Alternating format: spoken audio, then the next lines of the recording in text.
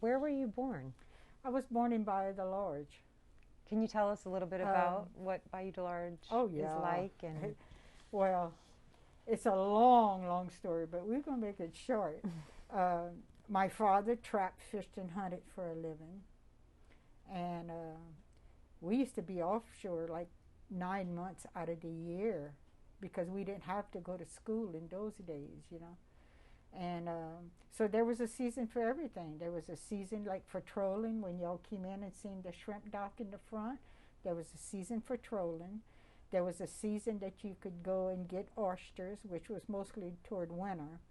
There was a season for trapping, and you would get muskrats, otters, and stuff like that, raccoons and whatever.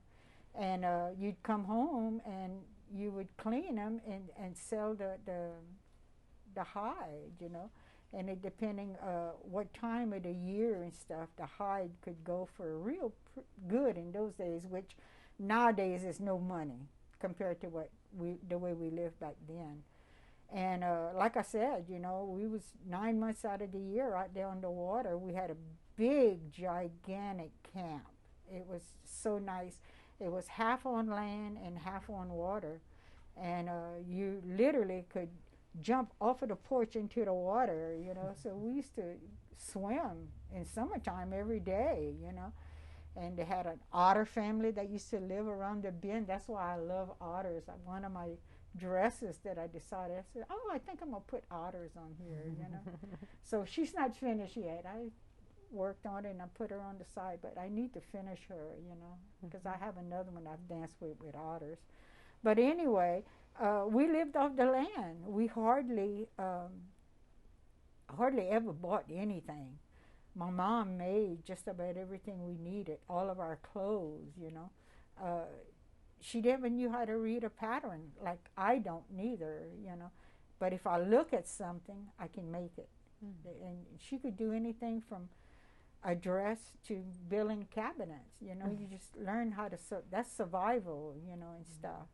And it was a good life. I mean, we didn't know that we weren't rich, like what some people call today rich. You know, we was rich in our way, because we had all of the herbs we wanted when we were sick. My mama knew how to do all that because of her mom and my great granny that delivered probably half a Homer, because she was an old midwife, her and her mom and my mom. And so when we were sick, she knew how to take care of us. And making clothes was just something that you did. You just didn't go buy stuff. I don't even remember how old I was before I ever wore clothes that was out of a store. And the food, as far as the food, we were so rich with food because in wintertime there was your duck and your geese, and they're delicious. And then you had, my mama knew how to do coon the best because you have to know how to do it because it's got certain glands that you must take out. And so she used to cook that. It was so good.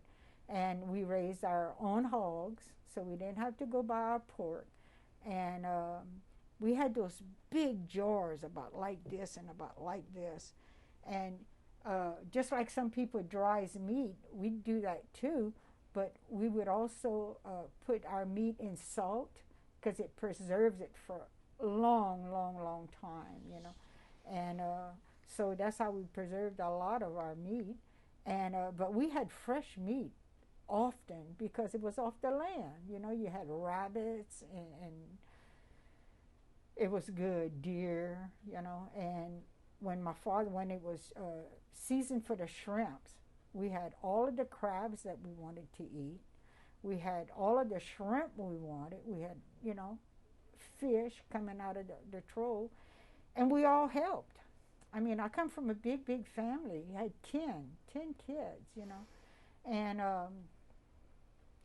everybody knew what they had to do. It was not really a chore. It was just a way of life.